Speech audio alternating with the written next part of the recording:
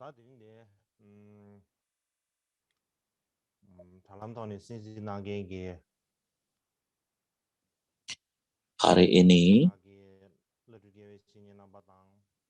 ingin menyampaikan salam saya kepada Anda semuanya, kepada Anda semua yang mendengarkan melalui internet, lama dan teman-teman spiritual di masing-masing wihara, dan juga di Nandari, dan juga para sangka, dan terutama para bhiksuni di Seda Bhiksuni, dan juga para wiharawan maupun umat berumah tangga yang mendengarkan melalui internet. Saya ingin menyampaikan salam saya untuk Anda semuanya. Dan hari ini adalah merupakan hari ke-8 acara musim semi Arya Sema. Dan hari ini saya ingin berbicara ataupun berbagi dengan Anda semua tentang perbuatan baik yang ke-16 dari ayat-ayat autobiografikal karya Miko Dorje, perbuatan baik. Jadi berdasarkan garis besar dari komentar tentang perbuatan baik oleh pelayannya atau attendantnya, Sangger Paldrup,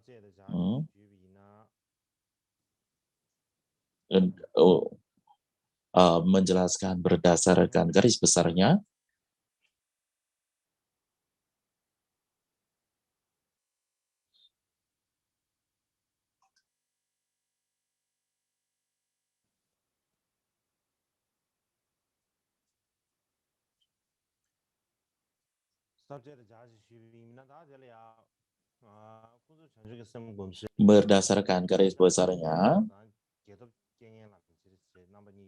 bagian tentang meditasi pada bodhicitta relatif memiliki dua bagian, yaitu memperdukan dirinya dengan orang lain dalam meditasi dan mengambil kesulitan sebagai jalan setelah meditasi. Kita berbicara tentang mengambil kesulitan sebagai jalan setelah meditasi. Hal ini memiliki 10 subtopik, dan kita telah mengcover 5 yang pertama, ya, yaitu mengambil pendetitan sebagai sang jalan, dan hari ini kita akan sampai pada mengambil pada kebahagiaan dari niat baik sebagai sang jalan, dan yang ketujuh adalah mengambil niat baik, intensi baik sebagai sang jalan. Inilah kedua hal yang akan kita diskusikan. Jadi di antara ini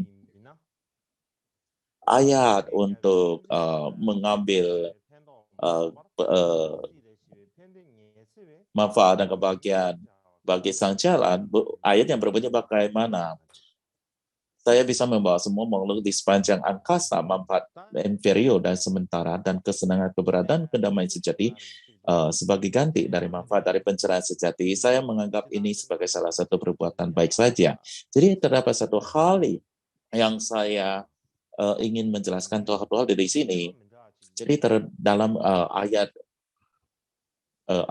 perbuatan baik ini terdapat tulisan akarnya dan terdapat dua komentarnya, dan kedua komentar itu ditulis oleh yang sama dan judulnya juga orang yang saya, tetapi terdapat penjelasannya terdapat agak sedikit perbedaan.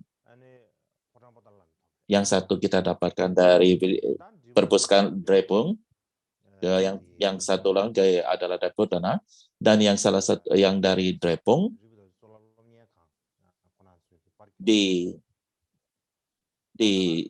diterbitkan oleh Wajar Widya Institute Varanasi, dan yang satu yang kita terima dari Potala atau Istana Potala. Saya mendapatkan itu ketika saya menerimanya, ketika saya mengajarkan tentang biografi Miko Dorje. Di antara itu, judul dan penulisnya adalah sama, dan perbedaannya adalah konteksnya. Dan terdapat 2-3 halaman yang berbeda. Dan juga terdapat perbedaan di dalam ayat-ayat yang disebutkan di dalam komentarnya. Jadi ayat yang saya tunjukkan ini adalah saya ambil dari edisi yang terevisi dari ayat akar yang dituliskan di dalam koleksi karyanya. Dan di masa yang akan datang, mungkin kita akan meneliti kedua komentarannya dan juga membandingkan hasil karya tersebut. Dan saya rasa ada sangat baiknya saya mengambil kesempatan untuk menjelaskan pada Anda.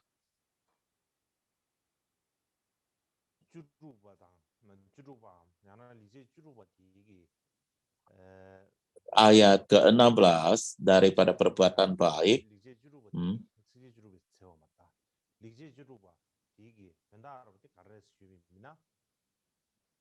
Dan poin utama dari ayat ini adalah pada umumnya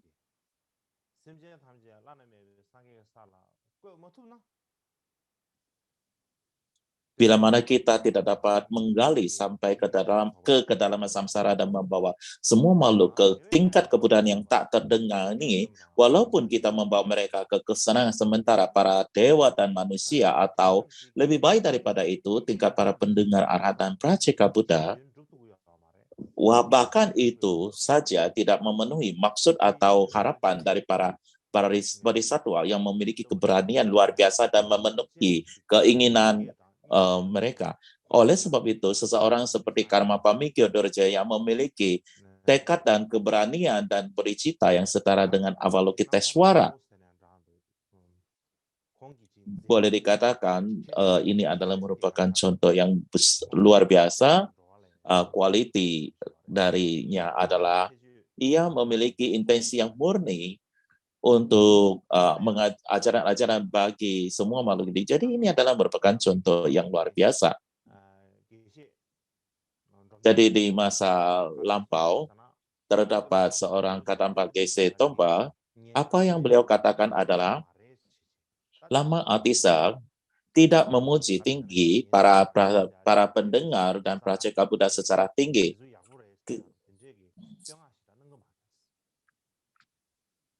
Ketika kita mendengarkan praceka Buddha, ia benar-benar bagus, tetapi ia tidak memujinya secara tinggi.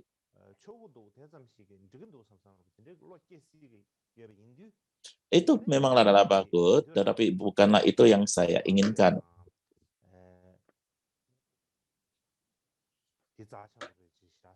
Jadi, karena kalau memang orang-orang mengatakan bahwa praceka Buddha itu adalah bagus, dan dengan demikian maka orang-orang akan mencapai itu saja. Oleh sebab itu, maka pada saat itu Atisa tidak memujinya tinggi sekali karena supaya orang-orang tidak mencapai itu saja. Demikian pula dengan Mikyo Dorje, ia tidak memikirkan hal itu dan bahkan tidak memujinya.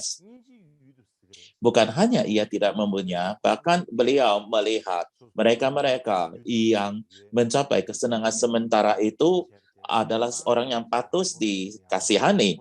Untuk sementara waktu, mereka bisa mencapai kesejahteraan ataupun kebahagiaan ataupun kesenangan sementara yang kita lihat bagus di mata kita.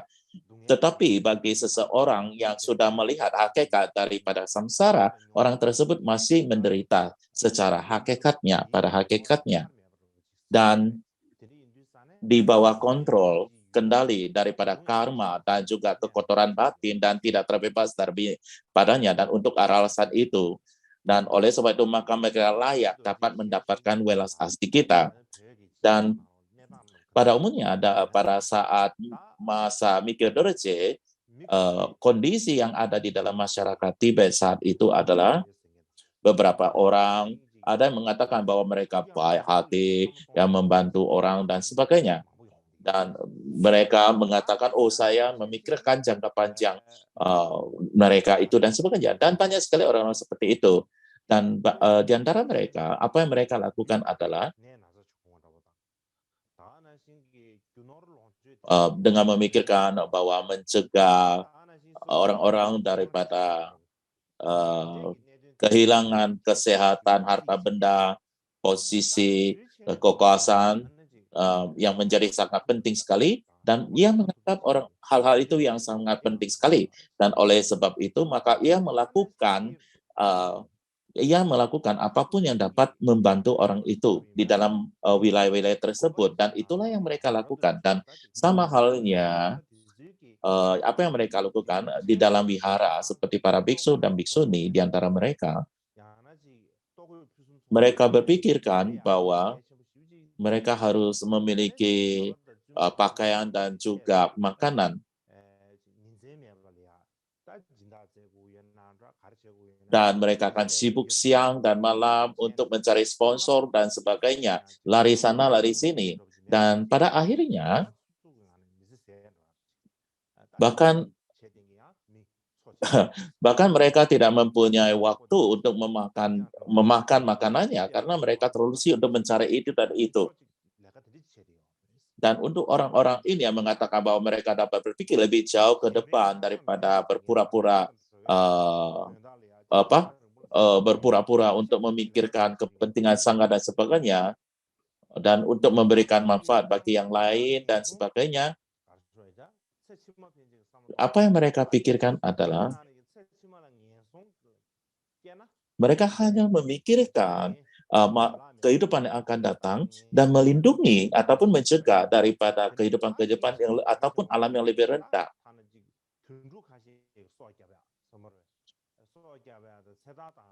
Memang dan dikatakan bahwasannya orang-orang yang terlahirkan di alam rendah itu memang menderitaannya sangat menderita sekali, karena ya itulah mereka akan mencegahnya.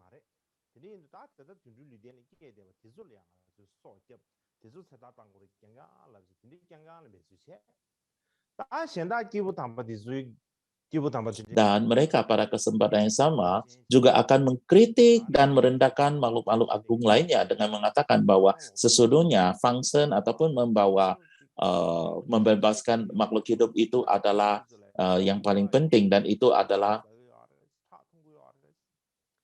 dan mereka akan mengatakan orang-orang itu bahkan function aja tidak melakukan, dan bahkan melakukan ini dan itu. Mereka bahkan masih mengkritik orang-orang makhluk yang agung. Jadi kejadian-kejadian terjadi pada saat itu. Beberapa di lain daripada lagi, beberapa orang mengatakan bahwa mereka dapat berpikir lebih jauh lagi ke depan dan mempunyai pandangan lebih baik dan sebagainya. Dan apa yang mereka lakukan? Mereka akan mengatakan bahwa samsara ini sama sekali tidak bermakna. Penderita kelahiran, penutuan, penyakit, kematian ini benar-benar sangat menderita dan sangat menakutkan sekali. Mereka juga mengetahui bahwa penyebab daripada penderitaan ini adalah sang batin ataupun hati kita. Jadi yang paling penting adalah arus batin kita atau keinginan daripada hati kita disebabkan karena gerakan dan keinginan batin kita, maka kita melakukan karma, dan disebabkan karena karma inilah maka kita menderita. Dan bila mana kita dapat menghentikan arus batin kita ataupun gerakan batin kita, maka kita tidak akan melahirkan kelahiran kembali, dan dengan demikian lain juga semuanya terhenti. Jadi cara mereka adalah menghentikan semua arus batin. Dan caranya adalah untuk menyadari bahwa kekosongan. Jadi dengan demikian maka mereka akan pergi ke lembah-lembah yang sunyi, dan untuk berpraktis pada kekosongan dengan pergi ke tempat-tempat lembah suci, lembah sunyi dan sebagainya. Mereka akan di sana akan menjalankan praktis yang kurang murni, dan mereka juga akan membuat semua orang dekat dengan mereka untuk bermeditasi pada kekosongan yang sangat terbatas tersebut. Dan mereka juga akan mengatakan, oh saya sedang mengajarkan Dharma, saya sedang memberikan manfaat bagi mereka agar mereka dapat mencapai kebudayaan. Dan mereka masih menganggap diri mereka itu melakukan demikian ini atau hal demikian ini. Jadi pada zaman saat itu di agama Buddha Tibetan Buddhism, banyak sekali orang mengatakan demikian, merasakan diri membantu makhluk orang lain ataupun mempunyai pandangan dan sebagainya, tapi tindakan mereka adalah demikian. Tetapi pada saat itu, bagaimana pula dengan Mike Dorje? Mike Dorje setulus hatinya yang dipikirkannya adalah semoga semua makhluk hidup dapat mencapai kondisi kebudayaan, dan demi tujuan daripada tujuan ini maka apapun yang perlu saya lakukan maka saya akan lakukan. Dan lagi pula semua kesenangan kekayaan daripada dewa dan manusia itu hanyalah kekayaan sementara atau kesenangan sementara. Dan nirvana itu juga bukan itu juga bukanlah itu adalah kebahagiaan yang pasif. Oleh sebab itu, maka ia juga tidak akan puas terhadap hal itu.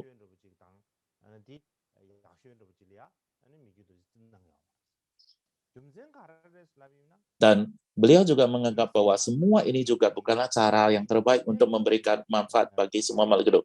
Kenapa demikian? Kenapa bisa dikatakan demikian? Karena bila mana kita melekat ataupun menginginkan semua kesenangan, kebahagiaan sementara ini, dan menganggapnya ini adalah hal yang terpenting, dan sepenuh hati mengejarnya, dan ini akan menghambati pencapaian pencerahan kebudayaan kita. Juga, bahkan kita bisa oleh kekayaan atau kesenangan sementara ini melakukan tindakan-tindakan karma buruk lagi, dan kemudian akan terdorong lagi ke samsara dan alam rendah. Oleh sebab itu, mikir dari C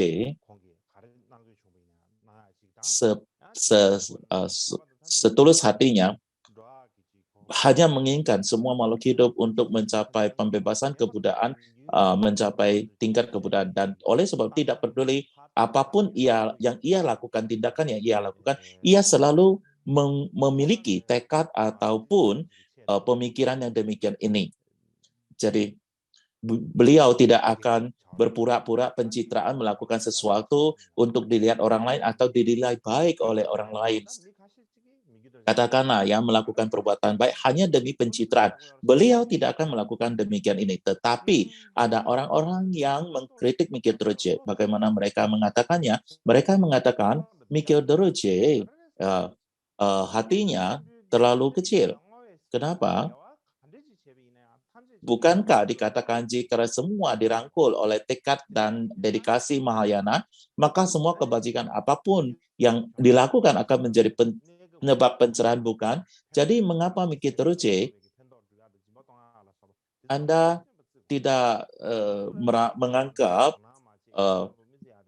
seperti memberikan manfaat sementara, memberi manfaat sementara ini kepada makhluk hidup, seperti memberikan makanan, pakaian, dan sebagainya itu, kenapa tidak dianggap penting? Ini semua sangat penting. Asal semua ini dilakukan dengan tekad dan dedikasi Mahayana, maka ini juga akan dapat menjadi sebab daripada pencerahan agung. Jadi mereka mengatakan demikian.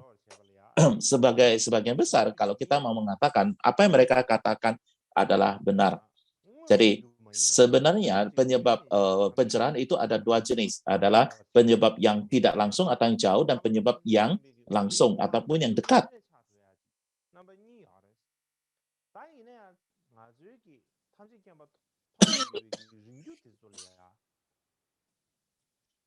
Kadang-kadang perbuatan-perbuatan yang hanya merupakan penyebab jauh atau tidak langsung, bila mana kita melakukannya ataupun terlalu memfokus pada tindakan yang ini, maka ia bisa saja menjadi penghalangi penyebab langsung kinina. Jadi, oleh sebab itu, penyebab yang jauh itu juga boleh dilakukan, tetapi bila mana itu menjadi penyebab pencerahan yang dekat, itu juga harus diperhatikan.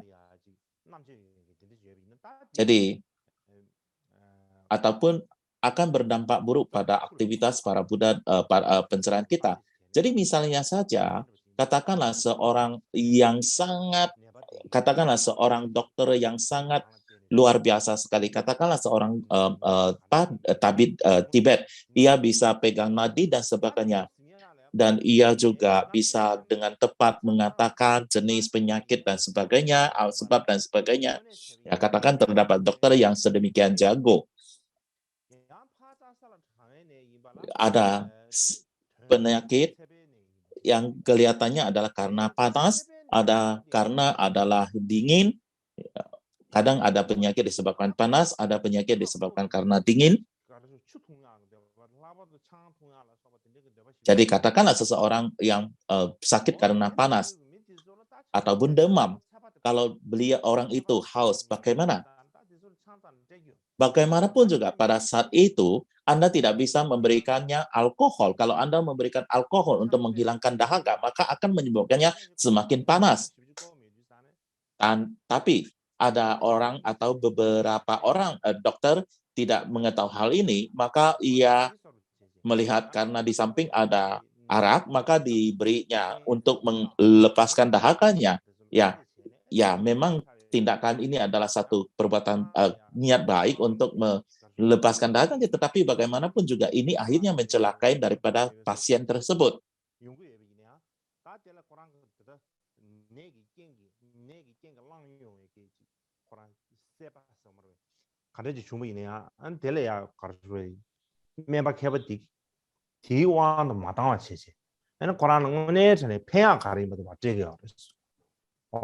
Jadi seorang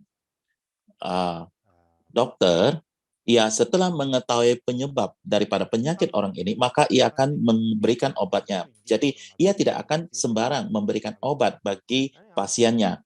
Jadi kadang-kadang kalau kita selalu memperhatikan penyebab jauh untuk pencerahan, mungkin akan menjadi penghalang daripada penyebab dekat daripada ataupun penyebab langsung pencerahan kita. Jadi kalau kita mau secara keseluruhan mengatakan apa maksud daripada ayat-ayat di atas itu,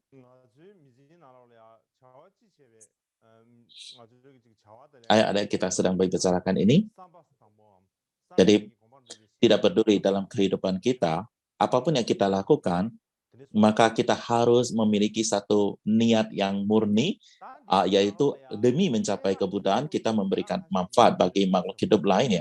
Dan di dalam kondisi seperti ini terdapat beberapa hal yang harus kita ketahui. Yang salah satunya apa itu niatan yang murni, ataupun apa itu niatan murni atau intensi yang baik, intensi yang murni. Lalu bagaimana tindakan bagaimana atau bagaimana caranya membuat baru bisa membuat ataupun memberi manfaat daripada orang lain. Kalau tidak hanya semacam-macam kebajikan yang semu, maka itu tidak akan memberi manfaat bagi yang lain. Lalu apa itu kebajikan yang sejati?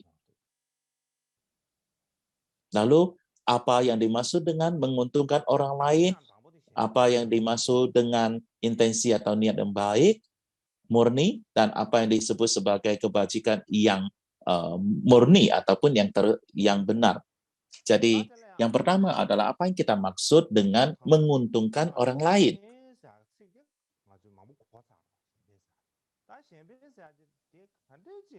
Memberikan manfaat pada orang lain, kita sering mendengarkan hal itu.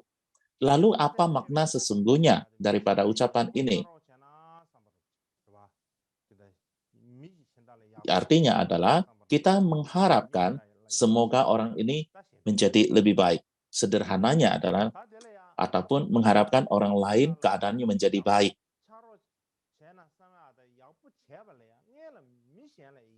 Lalu apa yang dimaksud dengan demi orang lain agar demi orang lain menjadi baik? Apa yang disebut sebagai apa yang tidak demi apa yang menjadi tidak baik demi orang lain? Ini semua haruslah kita pisahkan dengan jelas. Bagaimana baru bisa baik demi orang lain? Apa standarnya? Dan itu masing-masing mempunyai standar yang berbeda bagi setiap orang. Contohnya saja adalah ada orang yang mungkin berpikir kalau misalnya dia sendiri adalah orang yang sangat kaya sekali, maka ia akan berpikir bahwa membantu orang lain menjadi sangat kaya itu adalah yang terbaik. Ada yang berpikir bahwa sehat dan panjang umur itu adalah yang terbaik. Ada juga yang beranggapan bahwa orang itu dapat mengangkat diri, punya wibawa, karisma, dan baru bisa itu yang terbaik. Jadi sesungguhnya bagaimana diri kita merasakan terbaik, maka kita merasakan itulah yang terbaik bagi orang lain.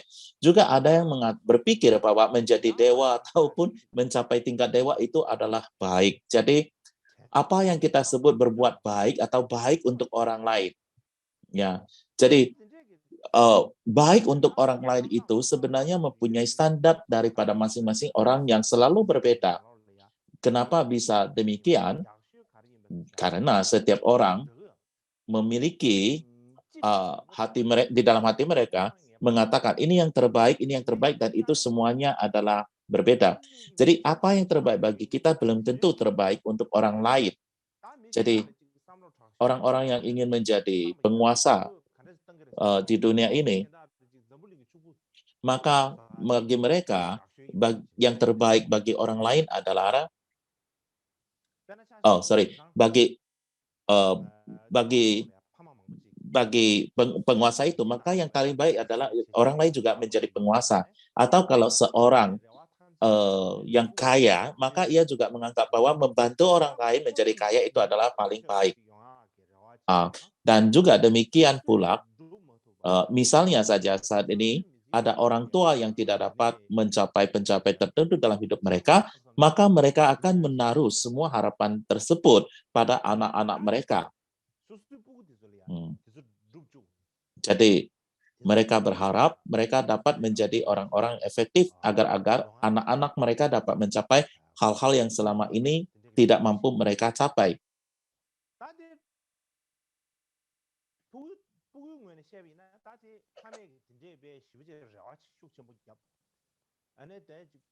Namun, karena harapan yang sangat besar dari orang tua pada sang anak, dan ini bisa memberikan banyak tekanan dan penderitaan pada sang anak-anak. Dan dasar yang paling utama adalah kadang-kadang orang tua terlalu terikat dan berpikir, menganggap bahwa pemikiran mereka sendiri itu adalah paling penting dan paling baik, dan tidak peduli memperhatikan pikiran, perasaan anak-anak, dan tidak lagi memperhatikan apa kepentingan daripada anak tersebut.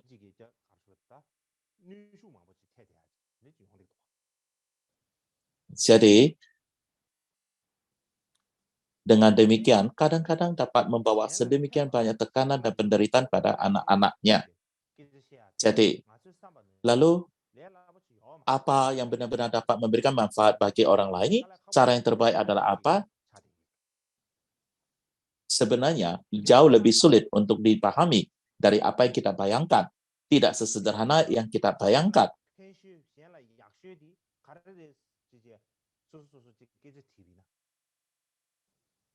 Jadi, kalau kita bertanya pada diri sendiri, apa yang terbaik? Membuat orang menjadi lebih kaya, lebih berkuasa, lebih kuat, lebih panjang umur, lebih terkenal, lebih tenar, atau semuanya menjadi satu. Ada uang, ada kekuasaan, tenar, populer, kaya, dan sebagainya. Namun tetap dari pandangan Buddhis, yang terbaik adalah membantu orang lain bebas dari samsara. Jadi kita perlu bertanya kepada diri kita sendiri, maka kita perlu juga jelas dulu bagaimana kita harus memberikan manfaat bagi orang lain.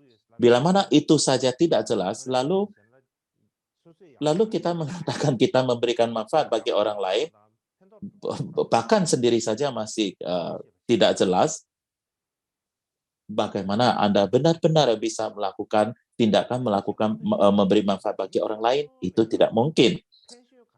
Jadi ini kembali lagi seperti apa yang kita bahaskan di depan. Jadi setiap orang lain mempunyai perbedaan opini tentang apa yang terpenting dan apa yang paling bermanfaat. Tetapi berdasarkan pengalaman hidup kita dan juga banyak peristiwa yang kita lihat, kita dapat mengetahui banyak sekali hal-hal belum tentu sesuai dengan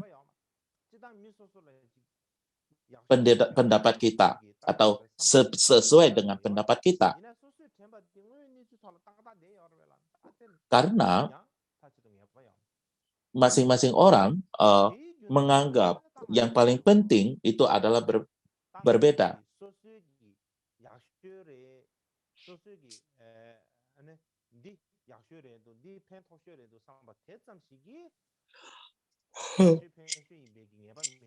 Lalu kita harus bagaimana?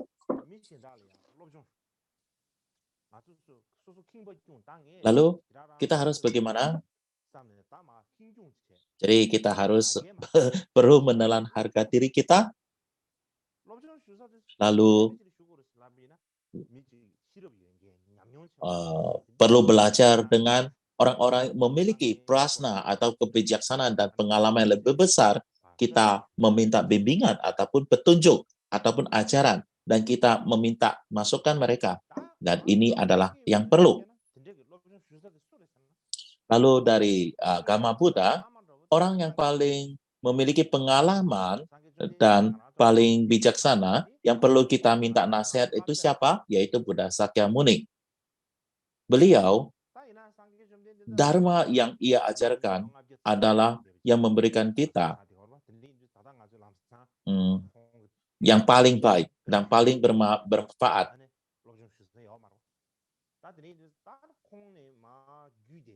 Dan tentunya Buddha itu sudah hidup ribuan tahun yang lalu, jadi kita tidak mungkin bisa hadir di hadapannya untuk meminta nasihatnya. Lalu, apa yang kita dapat pelajari adalah yang berdasarkan silsilah yang diturunkan daripada diturunkan secara silsilah ataupun dari guru-guru kita belajar dari mereka. Jadi kita bisa belajar dari guru kita apa yang diturunkan secara turun-temurun, kebijaksanaan yang diturunkan oleh Sang Buddha.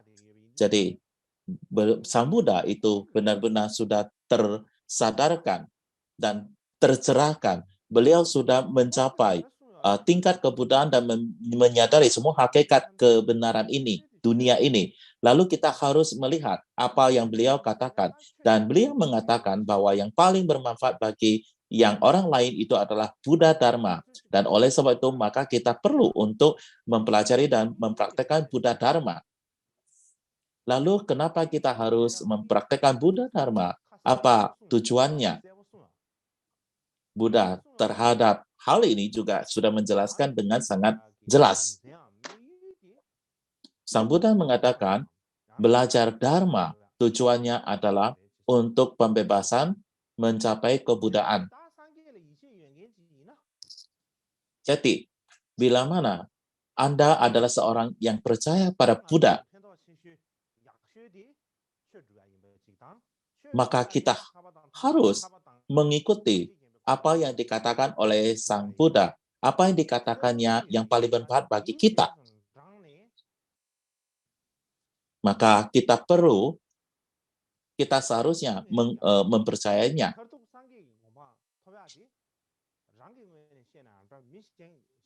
Yaitu, pada akhirnya mencapai kebuddhaan, barulah bisa memberikan manfaat terbesar, baik bagi diri kita sendiri maupun bagi orang lain. Jadi ini adalah benar-benar sesuatu yang harus kita yakini.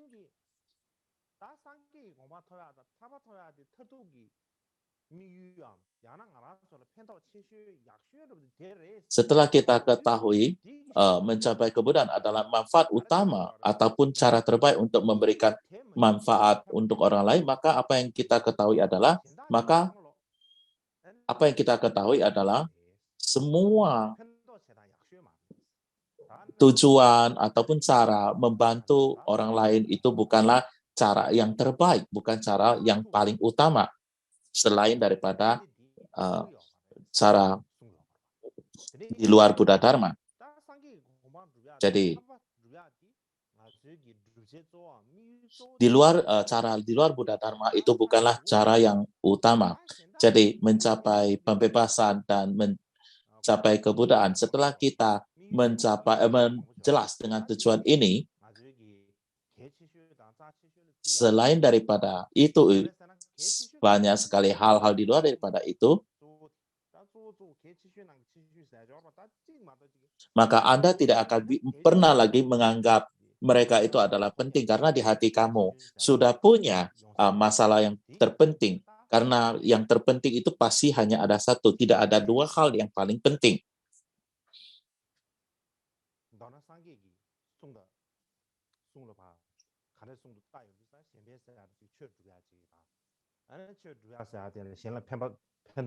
Jadi Sang Buddha mengatakan, yang paling membantu, memberi manfaat orang lain adalah Buddha Dharma. Jadi, membantu mereka mencapai kebuddhaan itu adalah yang paling penting.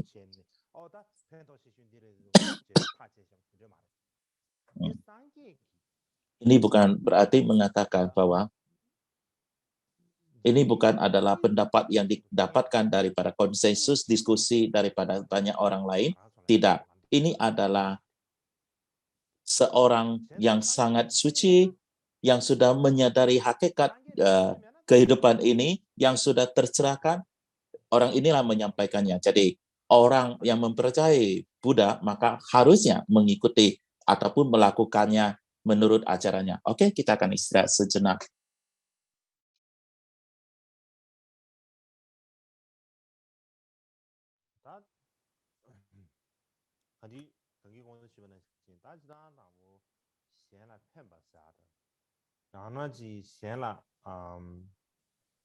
Seperti yang tadi barusan disampaikan, itu memberikan manfaat pada orang lain, dan yang paling baik, yang paling mendalam, memberikan manfaat bagi yang lain, dan semua orang mengakui terhadap apa yang terbaik untuk memberikan manfaat bagi masing-masing setiap orang, itu tentunya berbeda.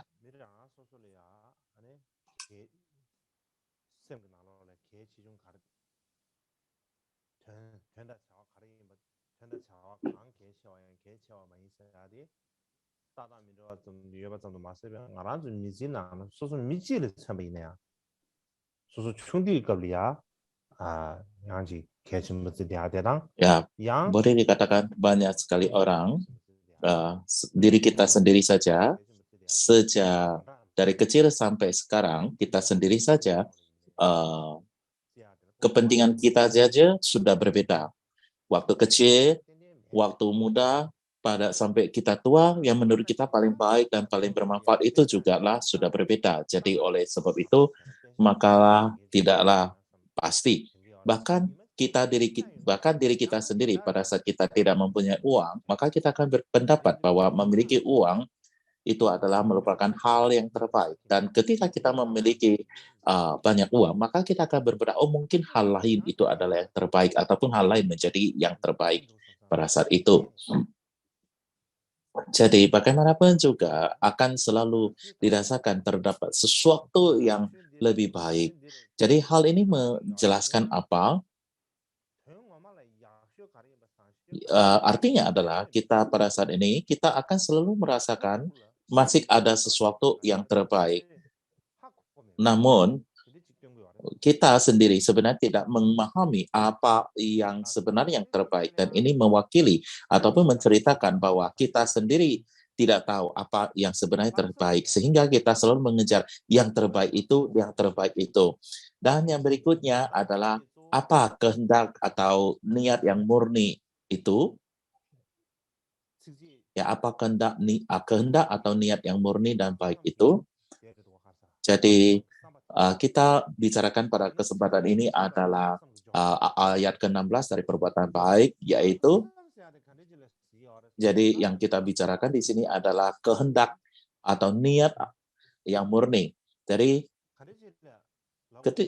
kita sering berbicara tentang kehendak, niat yang murni, yang unggul dan sebagainya. Ya, apa itu? Ya, itu artinya adalah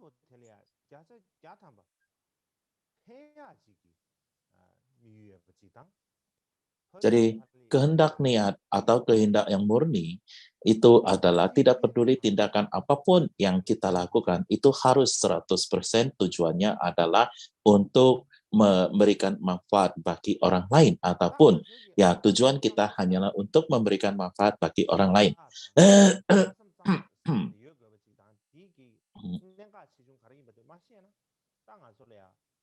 bila mana kita tidak memahami perlunya kehendak yang murni ini dan mulia ini, maka tindakan kita itu bisa saja kelihatannya adalah suatu tindakan kebajikan, tetapi apakah secara akurat dapat benar-benar memberikan manfaat bagi orang lain atau tidak, itu belumlah tentu. Jadi, oleh sebab itu, kehendak yang murni itu adalah sesuatu yang dapat kita kenalin ataupun kita pahami dan juga tahu bagaimana bisa mencapai ataupun memiliki kehendak murni itu. Jadi contohnya lah pada hari ini kita mau melakukan pelepasan makhluk hidup atau fungsi seekor sapi. Tindakan seperti ini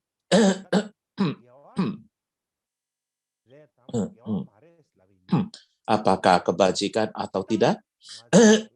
Termasuk kebajikan atau tidak?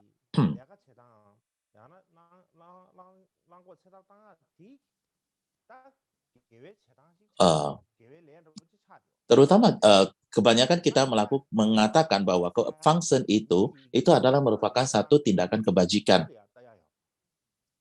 Tetapi banyak sekali waktu kita tidak bisa melihat bahwa tindakan itu adalah kebajikan, satu tindakan itu adalah bajik, lalu kita bisa memutuskan itu adalah satu kebajikan. Kenapa bisa demikian?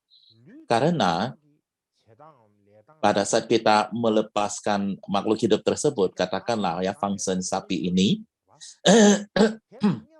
ia bukan hanyalah tindakan tubuh fisik saja, tetapi masih ada kehendak kita, motivasi kita, niat kita, ataupun sikap kita. Ini sesungguhnya adalah terjadi bersama dengan tindakan daripada tubuh jasmani kita. Tindakan daripada tubuh fisik kita itu dapat dilihat orang lain, tetapi motivasi dan niat kita, kehendak kita tidak akan dilihat oleh orang lain. Dan karena kebanyakan waktu, karena kehendak ataupun niat itu, motivasi itu tidak dapat dilihat orang lain, maka kita pun menutupinya dan menganggapnya tidak penting. Ya, dan kita menganggap bahwa motivasi itu nggak masalah lah karena ini semua tidak ketahuan orang, bukan, dan itu sesungguhnya sangat bahaya sekali. Sebenarnya yang paling penting itu adalah motivasi dan kehendak kita. Motivasi dan niat kita itu bukan hanya sama penting dengan tindakan fisik saja.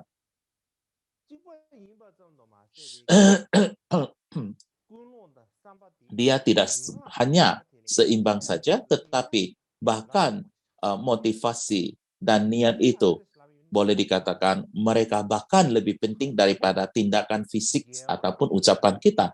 Kenapa kita dapat katakan demikian?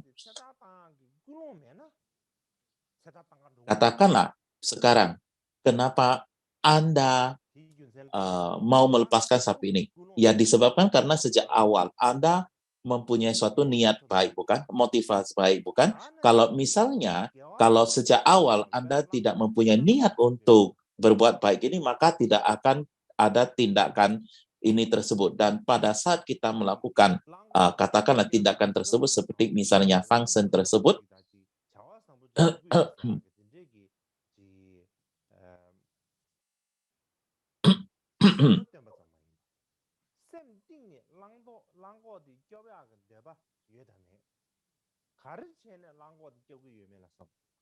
jadi, function itu yang paling penting, bukan hanya kita melakukan tindakan function saja, tetapi yang paling penting adalah kehendak di dalam hati kita, jauh di dalam hati kita. Apakah benar-benar jelas kenapa kita mau menyelamatkan sapi ini? Dan jawaban mengapa kita mau menyelamatkan ini hanyalah motivasi dan kehendak kita yang bisa menjawab pertanyaan ini. Oleh sebab itu, motivasi dan kehendak kita itu adalah sebagai pemegang kendalinya, sedangkan tubuh dan ucapan kita itu adalah hanya alat yang dipergunakannya. Jadi sama halnya ketika kita sedang berkendaraan di suatu tempat dan kemudian ditabrak oleh mobil orang lain atau kita saling tabrakan, nah kita ataupun kita ditabrak mobil, ya. Dan ketika itu pasti kita akan berbicara, ya, mungkin ya katakanlah berbicara, bukan berbicara. Lalu kita akan berkomunikasi dengan siapa? Kita akan mencari pengemudi mobil tersebut, bukan, untuk berbicara dengannya. Bukan berbicara dalam mobilnya, bukan. Kita tidak akan cari mobilnya dan mengatakan, "Woi, mobil, kenapa Anda menabrak saya?" Bukan. Dan kalau Anda melakukan hal ini, maka orang akan menganggap otakmu ada masalah. Jadi sama halnya dengan analogi demikian ini. Jadi poin pentingnya adalah kenapa Anda mau menyelamatkan nyawa sapi ini. Intinya adalah, poin utamanya adalah motivasi Anda ataupun niat Anda yang bisa menjawab Anda. Jadi ia adalah sama seperti pengemudi mobil itu, bukan mobil itu. Jadi ia adalah niat Anda yang bisa menjawab, bukan tindakan fisik Anda atau verbal Anda yang bisa menjawabnya.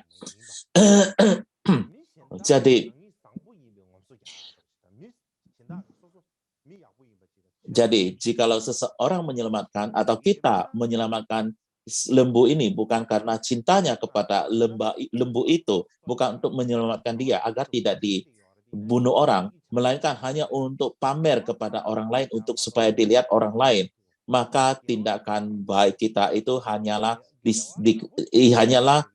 disebut sebagai kebajikan semu. Ini kebajikan semu, ya, palsu. Itu bukan kebajikan sejati.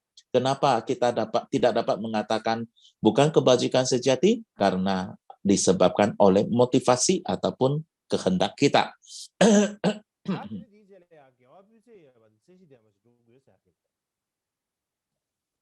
Yang berikutnya adalah kita harus merampungkan kebajikan yang berkualitas dan memenuhi standar. Jadi di atas kita telah membicarakan satu tindakan yang sama, katakanlah dengan function yang sama, seekor yang sama, tetapi ada orang adalah kebajikan, ada orang adalah kebajikan semu, atau bahkan tidak dapat dikategorikan sebagai kebajikan. Kenapa ada dua alasan utama ini, ataupun dua akibat ini? Yang paling pertama adalah motivasi. Ya, dan motivasi ini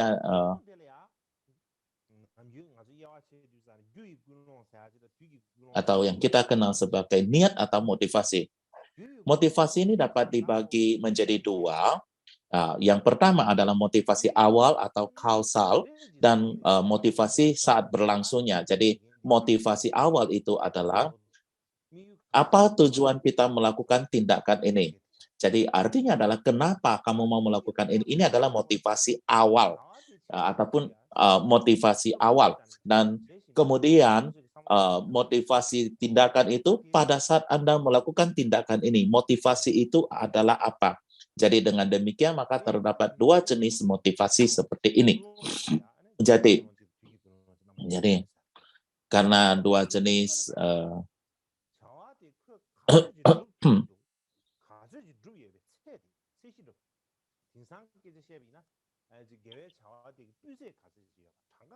yang kedua adalah tingkat dari tindakan itu sendiri. Jadi dengan demikian maka dikatakan kebajikan itu adalah tergantung daripada kualitas dan kuantitas daripada tindakan itu. Jika kita mau menjelaskan dalam bahasa kontemporer, jikalau kualitas bila mana kebajikan kita itu, bila mana mau baik, maka itu sangat tergantung pada motivasi dan tujuan atau kehendak kita. Dan motivasi kita di atas sudah menjelaskan ada dua jenis. Dan pertama, kita memulai tujuannya adalah apa? Dan apakah kita memiliki kehendak atau niat yang murni dan baik? Ini adalah motivasi sebab awal. Jadi awalnya adalah apa motivasi kita, apa tujuan kita mau melakukan tindakan ini. Jadi tidak peduli kita melakukan apapun, jadi kita dari awal harus tahu dan harus mengetahui motivasi kita dan harus membenarkan daripada motivasi kita, yaitu kita harus tahu apa tujuan daripada kita merampungkan perbuatan baik kita, dan kita harus bertanya pada diri sendiri, dan kita harus memberikan satu jawaban yang sangat jelas sekali. Jadi kita harus bertanya, apa tujuan utama kita untuk melakukan kebajikan? Ya, yaitu kita melakukan kebajikan ini apakah untuk menjadikan orang lain kaya, berkuasa, atau demi orang untuk mencapai alam dewa, atau mencapai kondisi yang lebih tinggi, atau pembebasan dan sebagainya. Jadi kita harus benar-benar mendapatkan jawaban yang sangat jelas tentang hal ini.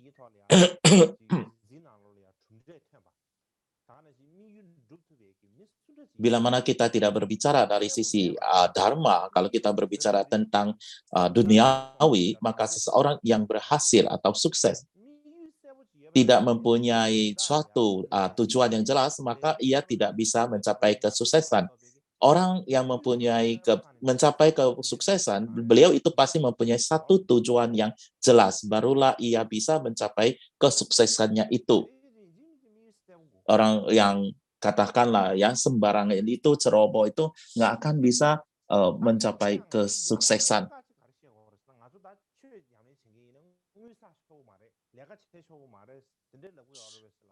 Dan ini bukan berarti kita tidak mengatakan bahwa seorang praktisi tidak boleh mencapai uang atau melakukan tindakan dunia untuk mencari uang. Bukan demikian. Kita masihlah manusia. Kita masih perlu hidup, dan untuk hidup kita masih perlu mencari uang. Jadi kita tidak bisa mengatakan, oh tidak usah mencari uang atau tidak mengambil uang. Tetapi poinnya di sini adalah kita perlu mencari uang, dan kita boleh mencari uang, tetapi menghasilkan uang atau mencari uang itu hanyalah merupakan salah satu aspek daripada tujuan kita. Tetapi bukanlah suatu totalitas tujuan hidup kita. Jadi tujuan daripada hidup kita itu bukanlah semuanya demi mencari uang. Oleh sebab itu, walaupun kita tidak bisa menghasilkan banyak uang, itu bukan berartilah hidup kita akan sia-sia. Banyak sekali orang menganggap mencari uang itu adalah merupakan tujuan totalitas daripada kehidupan. Sehingga kalau tidak dapat uang itu berarti sudah kehilangan segala-galanya, tidak memiliki segala-galanya. Dan terutama bagi seorang praktisi,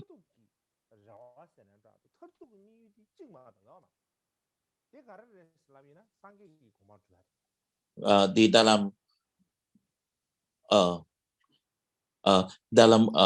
temporary, untuk temporary kita masih banyak hal yang perlu kita capai, namun kita harus jelas tujuan utama kita apa, yaitu mencapai kebudayaan. Tubuh kita setelah kita meninggal dunia itu akan tidak ada lagi, akan tukar yang baru, tetapi batin kita ataupun hati kita akan terus, kesadaran kita akan terus berlanjut. Jadi tujuan esensial daripada kesadaran kita atau batin kita atau hati kita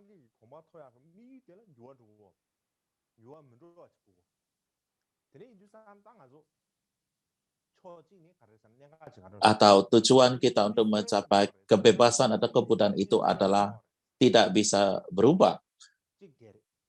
Dengan kata lain adalah tujuan kita haruslah sangat jelas, dan bukan hanya jelas, tetapi harus benar-benar terfokus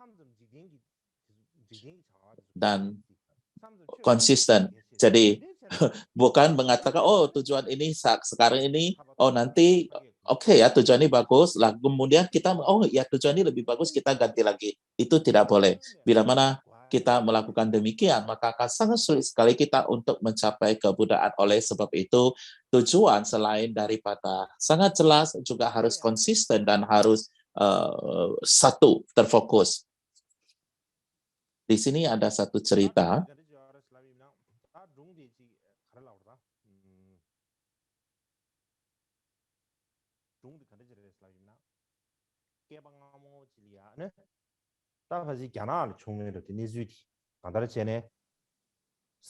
Itu kira-kira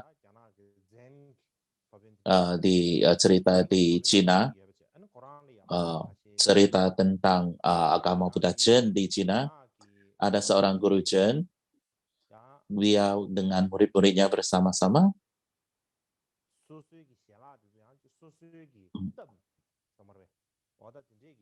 dulu mereka adalah petani, jadi mereka akan bertani.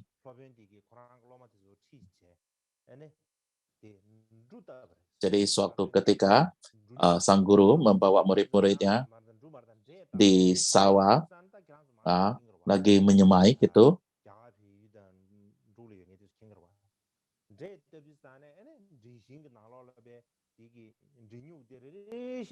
Jadi seperti kita menanam padi itu ya. Jadi di sawah itu dia tusuk-tusuk ke dalam, apa istilahnya itu, menyemai ya, bukan menyemai, menanam padi itu tusuk-tusuk gitu. Dan itu harus diterus dan berdiri tegak.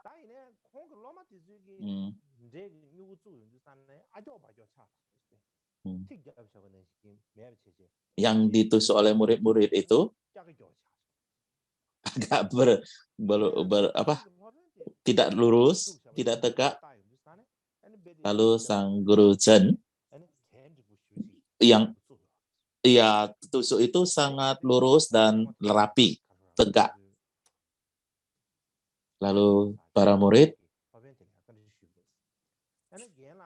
lalu bertanya pada sang guru, "Sefu, guru, kenapa yang kamu tanam bibitnya itu begitu tegak dan rapi?"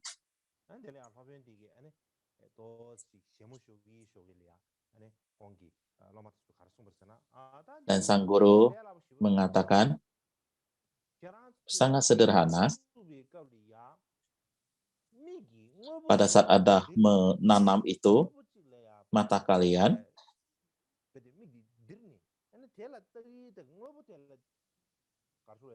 harus fokus pada satu objek.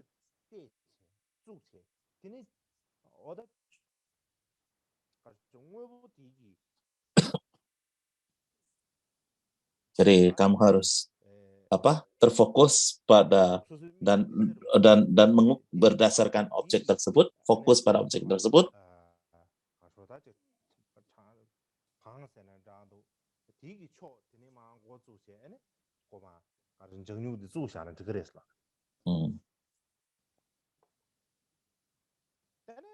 Dan mengikutinya, kamu mengikuti objek itu, fokus pada objek itu dan mengikuti objek itu, dan kamu melakukannya, maka ia akan menjadi lurus dan tegak. Dan sang murid-murid setelah mendengarkan itu, melanjutkan untuk terus menanam bibit-bibit itu, dan setelah berakhir,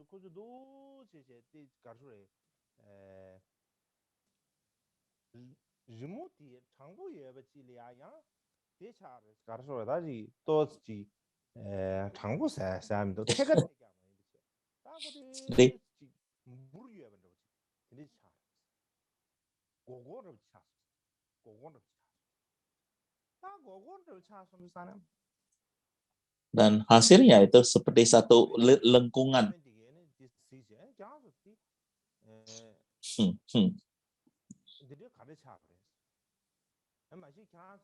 Lalu sang guru bertanya, apakah Anda melihat pada satu barang atau satu objek?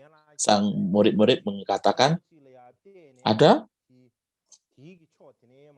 Anda mengatakan harus melihat pada satu barang, satu objek, dan ikutin dan tusuk. Saya melihat pada seekor sapi, kerbau itu, fokus dan mengikuti kerbau itu, di mana dia lari, kami ya tusuk aja, tanam aja bibitnya gitu. Dan sang guru ketawa, sampai ketawa, berkata, dia itu tidak ada kepastian, dia itu hanya ikuti berdasarkan makan rumput. Nah, dan Anda waktu menanam juga mengikuti sapi ini, sehingga Anda bisa jadi hasilnya seperti ini. Hasilnya lengkung sana, lengkung sini ya.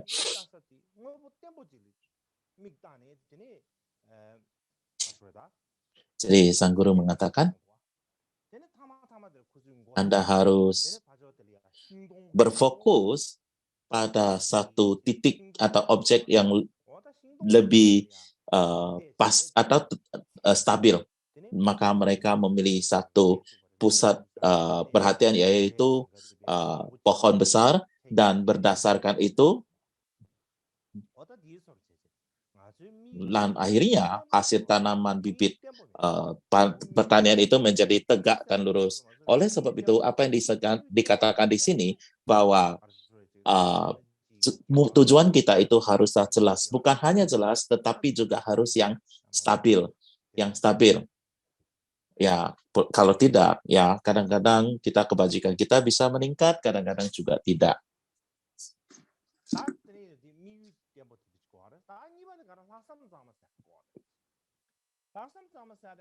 Yang kedua adalah intensi atau kehendak kita haruslah murni dan unggul. Intensi kehendak yang murni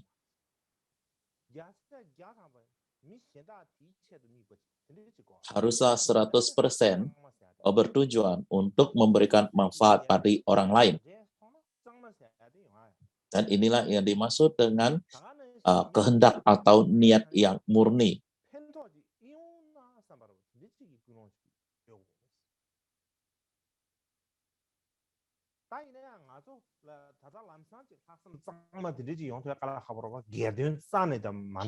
Dan bila mana saat ini, kita saat ini mungkin tidak dapat bisa membangkitkan intensi atau niat itu 100% untuk manfaat orang lain, mungkin sangat sulit sekali ya pada saat ini. Namun bagaimanapun juga kita berupaya untuk memiliki niat altruistik murni ini.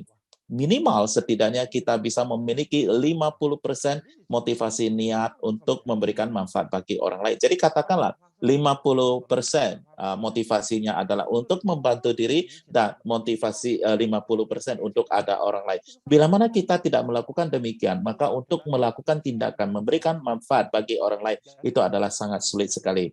Oleh sebab itu, maka kita mesti mungkin kita bisa memulai memiliki satu pemikiran terhadap orang lain, atau hati altruistik, pemikiran altruistik itu sedikit terhadap orang lain, jangan selalu memikirkan diri orang lain. Sedikit demi sedikit kita mengembangkan kepentingan orang lain ataupun manfaat orang lain. Nah, kemudian adalah dan kemudian ketika kita melakukan tindakan itu, seberapa tekun kita, seberapa tekad kita, seberapa besar minat kita, itu adalah tergantung pada motivasi kita ini. Kita berbicara tentang motivasi saat kita melakukan tindakan, bukan? Jadi poin penting untuk melakukan tingkat kualitas dalam tindakan kita itu adalah motivasi. Jadi motivasi itu ada dua. Yang pertama adalah motivasi awal dan motivasi saat tindakan itu berlangsung. Jadi ketika guru-guru besar di masa lalu kita, tidak peduli apakah mengajarkan atau mempelajari dharma, membacakan doa, atau apapun yang dilakukan, mereka akan selalu mengingatkan kita untuk memperbaiki ataupun memiliki motivasi kita yang baik. Dan karena semua tindakan kebajikan itu, kualitas dan sebagainya, semuanya tergantung daripada motivasi kita.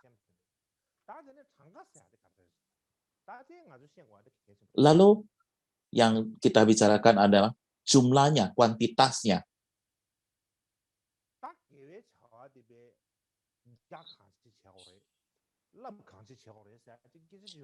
Kita mungkin akan mengatakan jumlah perbajikan itu harus berapa banyak atau harus berapa besar. Lalu artinya apa? Apakah dikatakan setiap orang harus melakukan function setiap hari dan sepanjang hidup, setiap hari tidak berhenti melakukan function terus? Apakah harus demikian? Apakah dengan demikian baru dikatakan kita telah melakukan jumlah function yang luar biasa yang besar? Tidak, belum tentu seperti itu. Kenapa? Karena tingkatan kebajikan, kualitas, dan tingkatan terbesar itu bukanlah diukur daripada penampilan luarnya atau dilihat dari penampilan luarnya. Jadi,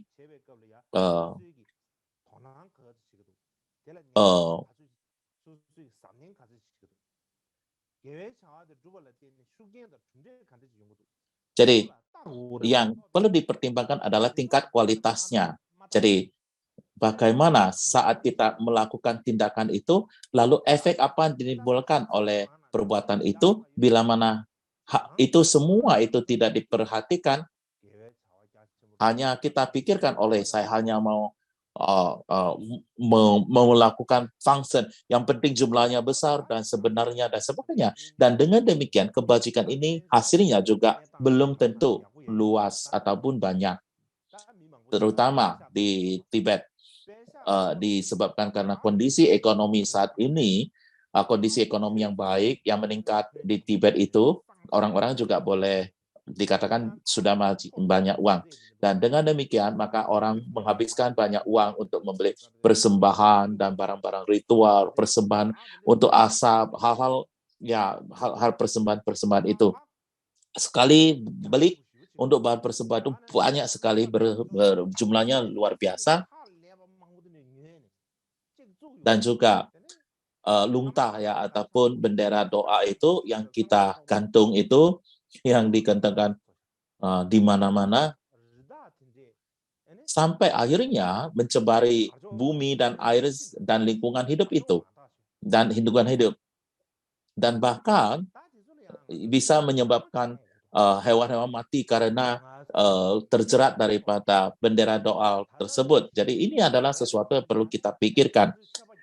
Saya pikir leluhur kita, seperti orang tua kita atau leluhur nenek moyang kita, atau saya rasa bukan berarti mereka tidak mempunyai uang untuk membeli persembahan sebanyak ini. Saya rasa yang paling penting adalah saya rasa justru bila kita justru tidak memiliki devosi dan keyakinan dan kemurnian seperti leluhur kita, dan karena kita tidak memiliki keyakinan, pandangan murni, dan niat murni seperti yang nenek moyang kita atau leluhur kita, maka kita baru menarik minat ataupun menaruh harapan kita pada kuantitas atau skala persembahan itu. Jadi oleh sebab itu maka kita merasa, dari luar harus tindakan besar, harus semuanya lebih kelihatan besar, megah. Tetapi apakah tindakan demikian dapat membantu batin hati kita? Sangat sulit sekali. Jadi kebajikan besar atau kecil tidak ada hubungan dengan seberapa banyak jumlah uang yang Anda sumbangkan, tetapi adalah seberapa besar Anda bisa melepaskan kemelekatan hati Anda, itulah yang berpengaruh. Jadi adalah seberapa besar keikhlasan hati Anda bisa melepas ataupun memberikan terikat, itulah yang terkait. Jadi bukan tergantung daripada seberapa banyak uang yang dapat Anda sumbangkan ataupun persembahkan. Bila mana kita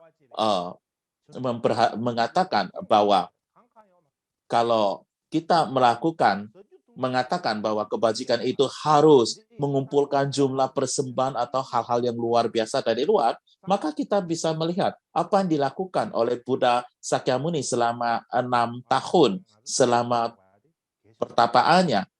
Beliau itu makan minum aja tidak cukup, lalu bagaimana ia merampungkan kebajikannya. Ya, jadi dari sini, dari kehidupan Buddha saja kita sudah dapat menemukan jawabannya ataupun mendapatkan jawabannya. Jadi kualitas kebajikan itu bukan dinilai dari seberapa besar dilihat dari luar atau tindakan luar. Yang penting adalah apakah hati Anda bisa melakukannya atau bagaimana tergantung hati ataupun niat Anda. Demikian pula banyak sekali waktu pada saat kita memberikan manfaat bagi orang lain atau makhluk lain,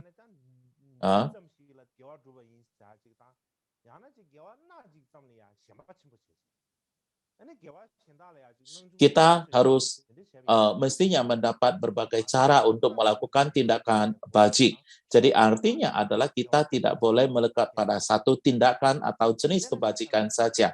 Kita tidak bisa hanya memegang tradisi kita untuk melakukan kebaikan kita saja. Jadi penting bagi kita untuk menggunakan berbagai metode untuk memberi manfaat bagi makhluk hidup dan bekerja dari segala arah untuk meningkatkan kebajikan kita.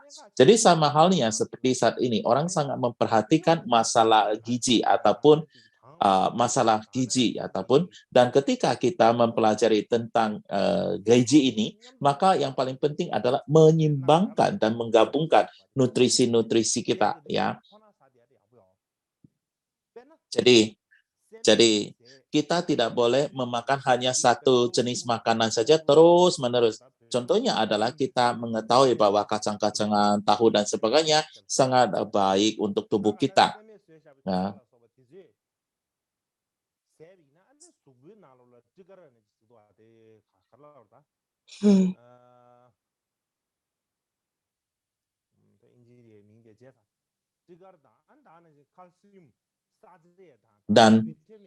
dan kacang-kacangan dan memiliki sumber protein dan juga mempunyai kalsium dan vitamin, tetapi kita juga tidak boleh karena itu setiap hari hanya makan kacang-kacangan tersebut. Karena memakan kacang-kacangan terus-menerus bisa menyebabkan bahaya rematik, asam urat, dan sebagainya. Jadi, oleh sebab itu, dalam hal gizi, kita juga harus memperhatikan gabungan itu. Dan kita harus memakan semua jenis makanan, tetapi juga tidak boleh makan satu jenis terlalu banyak. Demikian pula, ketika kita memberikan manfaat bagi orang lain, kita tidak boleh terikat hanya pada satu metode. Contohnya adalah, saya hanya mau melakukan metode function saja, atau saya hanya melakukan puja asap saja. Dengan demikian, boleh dikatakan baik juga, tetapi hanya melakukan ini saja dan merasa metode lain tidak baik ataupun tidak penting, hal demikian adalah tidak baik. Jadi kita harus dari berbagai cara dan berbagai angle sudut untuk memberikan manfaat bagi orang makhluk lain. Jadi dengan demikian manfaat yang kita berikan pada orang lain dan kebajikan itu akan jauh lebih banyak. Bagaimanapun juga ketika memberikan manfaat bagi orang lain, kita harus benar-benar sangat kreatif, sangat rileks, bila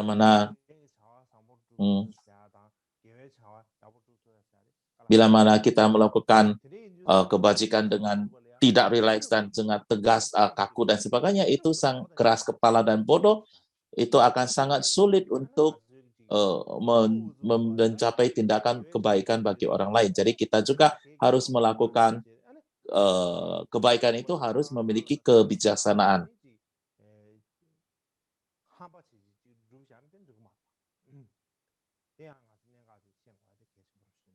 Tanpa dibarengi kebijaksanaan itu adalah tidak bisa. Yang melakukan merampungkan kebajikan tanpa dibarengi kebijaksanaan adalah tidak bagus.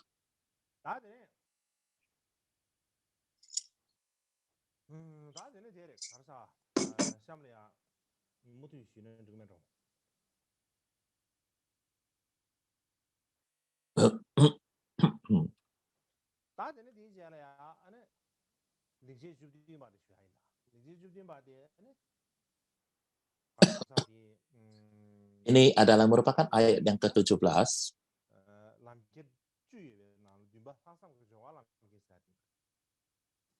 yaitu mengambil niat baik ataupun intensi baik sebagai sang jalan. Untuk memperoleh pencerahan agar bermanfaat bagi diri sendiri dan orang lain, seseorang harus meninggalkan sikap merendahkan diri, putus asa, kecemasan, dan keletihan jauh di belakang, dan perkuat ketekunan seseorang yang tak terhentikan. Bagaimana saya bisa dalam hidup ini membiarkan latihan saya berfluktuasi? Saya menganggap ini sebagai salah satu perbuatan baik saya.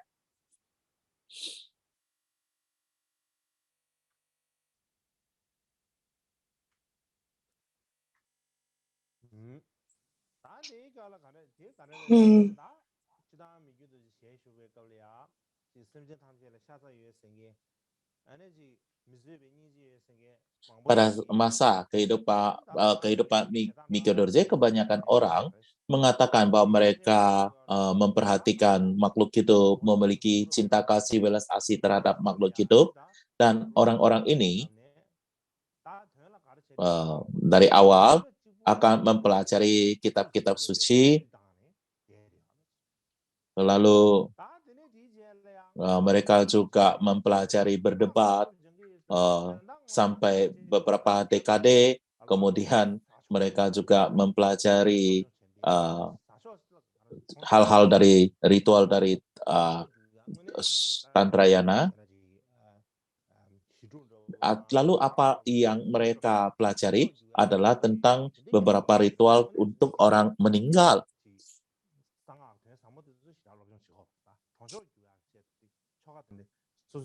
Jadi mereka bukan mempelajari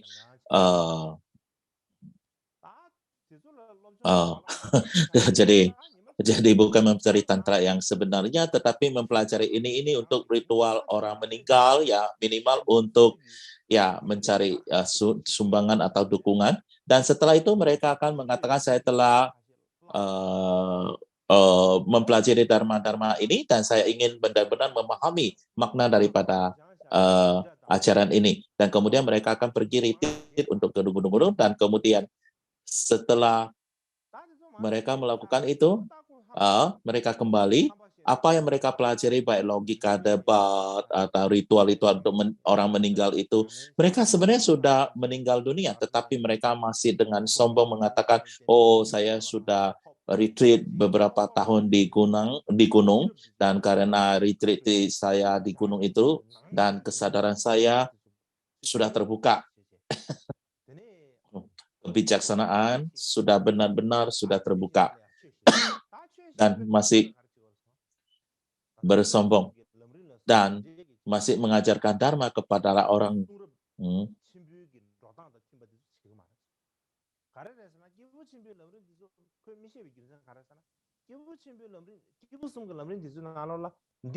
Dan apa yang mereka ajarkan itu adalah dalam kitab suci tentang tahapan jalan praktik 3 jenis individu, apa yang harus diambil dan apa yang harus ditolak didefinisikan dengan cukup tegas. Jadi karena ia tidak bisa mengatakan yang lain, bukan? Lalu mereka mengatakan apa? Kitab suci Buddha memang mengatakan banyak hal, tetapi ada yang tidak bisa dipraktikkan, ada yang bisa diterapkan. Oleh itu, maka apa yang perlu pada saat kita apa yang perlu kita jalankan adalah instruksi daripada para guru yang telah mencapai kesadaran, dan instruksi daripada sang guru-guru itu artinya adalah apa yang ia sampaikan, karena apa yang dia masukkan di sini adalah bahwa apa yang ia ajarkan itu adalah yang paling benar. Jadi ini semua adalah demi kekayaan ataupun untuk kepentingan dirinya sendiri untuk melakukan tindakan demikian ini.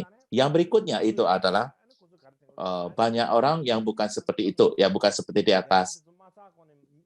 Mereka mengatakan apa? Tidak bisa mengajarkan dharma, berdebat dan sebagainya. Mereka mengatakan, itu semua terlalu sulit. Sebelum menguasai semua itu, mungkin sudah meninggal dunia. Ya, itu terlalu sulit. Hmm.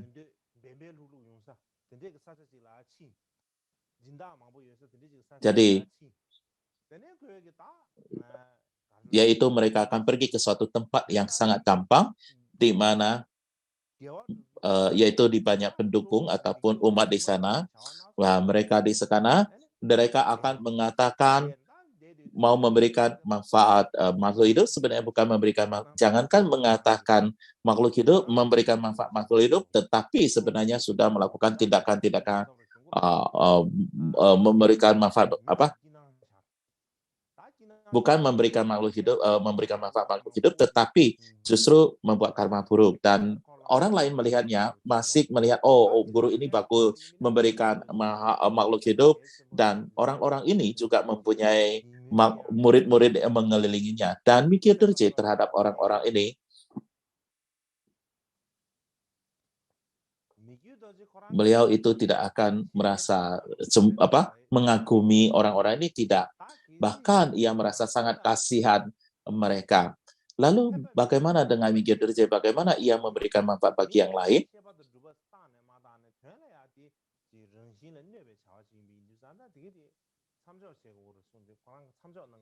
Ia mengatakan bahwa bila mana itu adalah untuk mencelakai orang lain ataupun merupakan kebajikan semu, bahkan hal-hal yang disebut latihan dan studi sutra dan dharma itu juga harus dihentikan. Oleh sebab itu, maka orang-orang yang memiliki keyakinan pada Mikir Dorje, maka mereka juga akan menghentikan untuk melakukan kebajikan yang semu.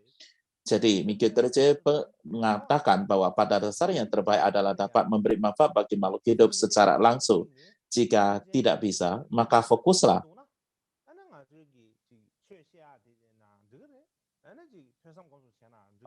pada manfaat hidup secara tidak langsung.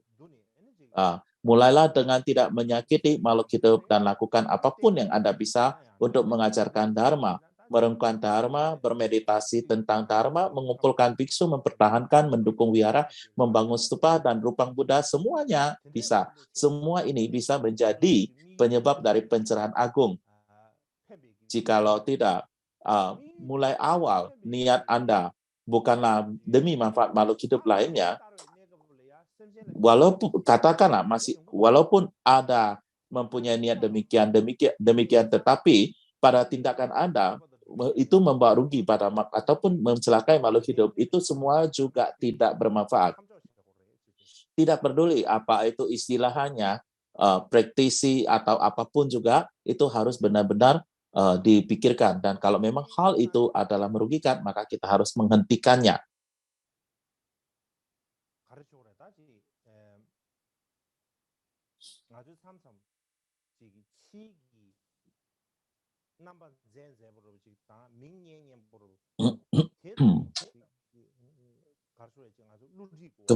Banyak sekali waktu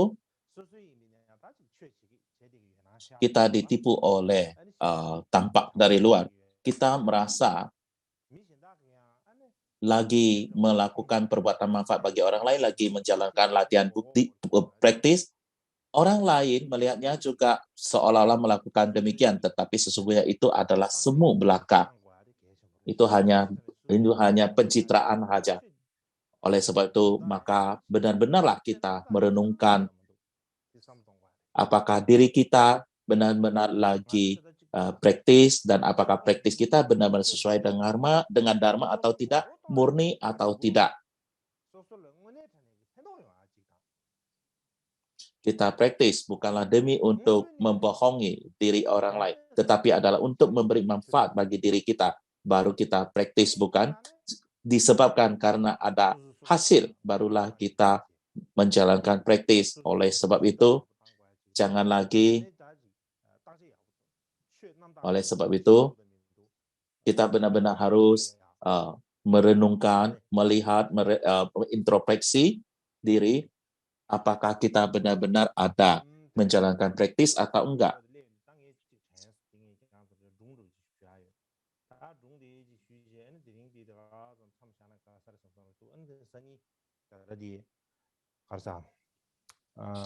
Saya sampai di sini saya ada satu cerita. Besoklah saya akan menceritakan besok, menyelesaikannya. Yang bagian lain saya mungkin akan mencerita sedikit, kalau tidak mungkin akan merasa bosan ya.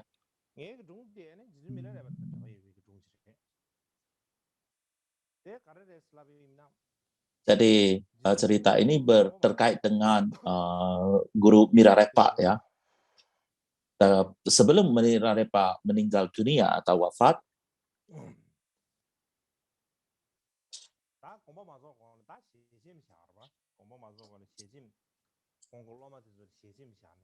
beliau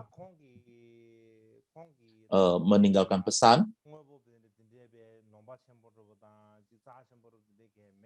Beliau mengatakan, saya tidak meninggalkan banyak barang,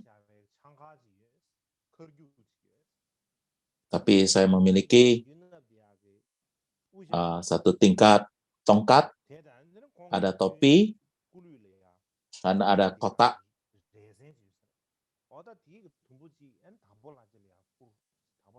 dan juga ada kain yang biasa dipakai. Itu semua mau dikasihkan guru Gampopa dan sebagainya.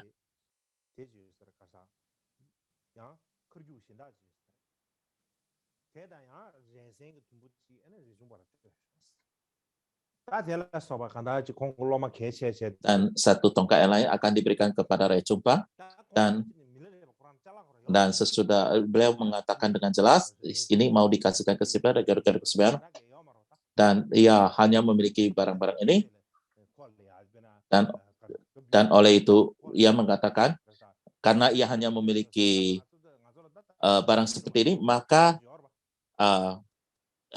bajunya bahkan harus digunting-gunting untuk membagikan kepada siapa-siapa. Jadi ia tidak memiliki apapun, bahkan seperti kita iPhone, laptop dan semua mau dikasihkan siapa-siapa, bahkan pakaian satu kain aja ia harus gunting-gunting untuk dibagikan kepada orang lain, kepada orang-orang ini. Dan ia mengatakan, saya ada satu bongkak emas. Saya menaruhnya gua pertapaan ya, di balik dinding gua pertapaan saya. Anda tidak akan tahu. Dan kalau ketika meninggal saya, Anda boleh mengkoreknya, mengambil keluar dan boleh membagi-bagikannya.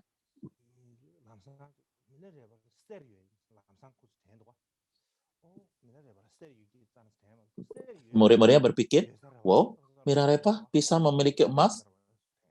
Ya, mungkin saja yang bisa memilikinya ya. Ada yang mengatakan nggak mungkin lah, gimana sang junjungan bisa memiliki. Ada yang berkata bisa saja mungkin. Mungkin ada murid-murid yang memberikannya, mendukungnya yang memberi. Jadi mungkin dia meninggalkan diri. Kita sering mengatakan bahwa Mirarepa tidak memiliki apa-apa. Oh, mungkin saja yang memilikinya. Ada yang mengatakan, guru kita, mana mungkin ada bisa. Ada, jangan mengatakan yang enggak lah. Enggak mungkin ada punya lah. Dan bagaimanapun juga ketika Mirarepa meninggal dunia, mereka berkumpul,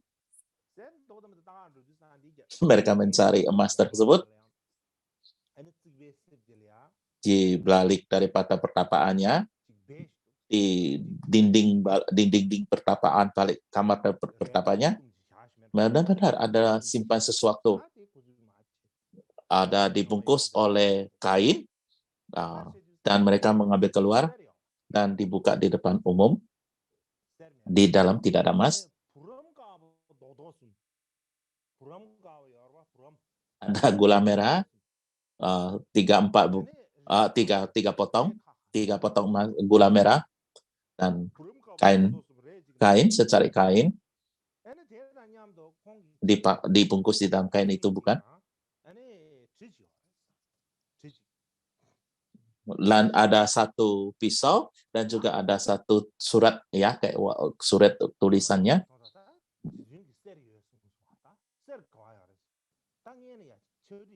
Dan para murid mengatakan, mana emasnya? Coba apa kita lihat apa pesan yang ditulisnya.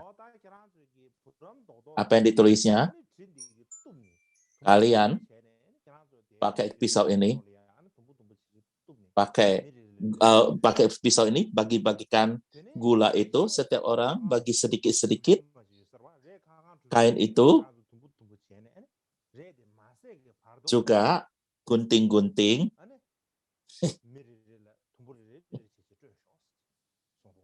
juga gunting yang terkecil agar semua orang mendapatkannya. Dan yang paling penting adalah tulisan di belakang adalah yang paling penting. Ada orang mengatakan, saya Milarepa memiliki emas. Orang ini pergi makan tai sajalah.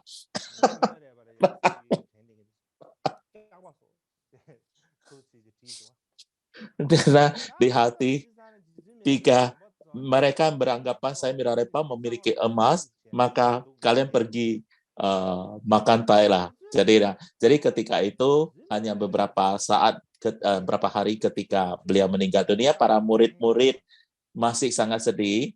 Begitu melihat tulisan ini, semua orang pun menjadi tertawa. Jadi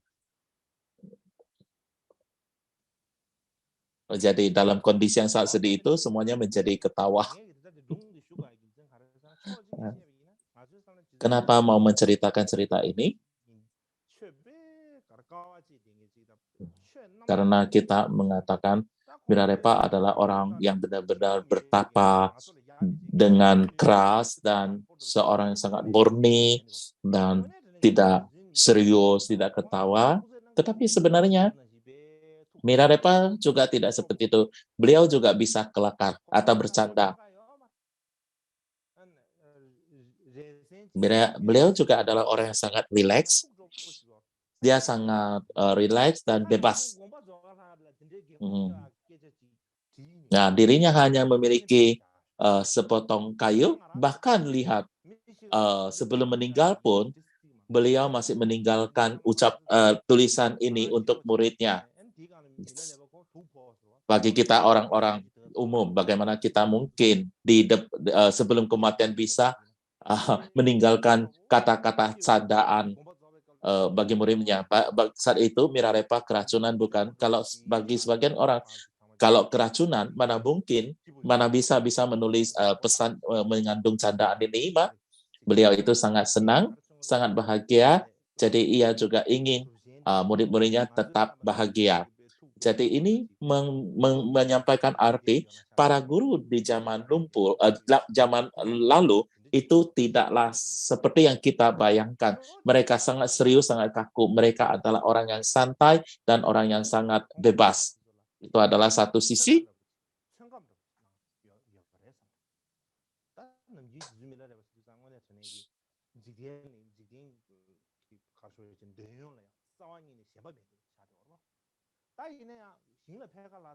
Karena Milarepa